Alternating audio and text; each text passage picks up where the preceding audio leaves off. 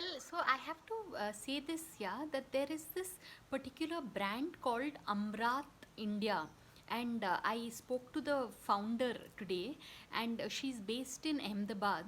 And Amrat India, she's named it out of the fact that basically nectar, sweetness. She wants to spread this whole thing of artisans, yeah. I mean, artisans from places like Kutch and Gujarat, like Kutch and these far-flung places like Surendra Nagar, which is around somewhere near that's what now in Ahmedabad, near that area.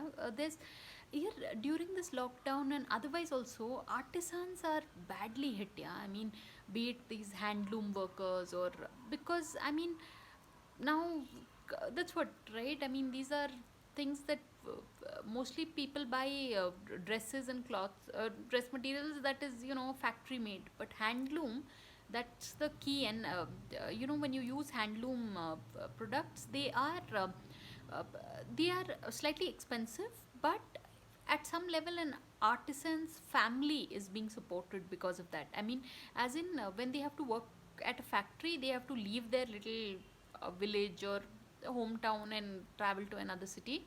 But with regard to handloom weavers, they are mostly based in their cute little gown or whatever, so I found that very fascinating. So hats off, yeah, Amrat India. I don't have any product with me where I would have shown you all, but you can find this page on Instagram, and it is a seriously nice page to follow.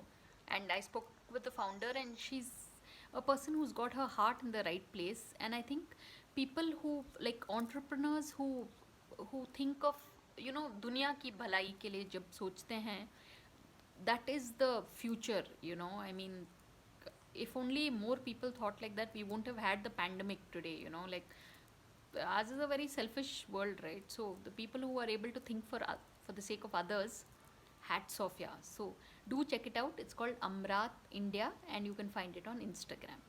On that note, thanks for watching, and please subscribe.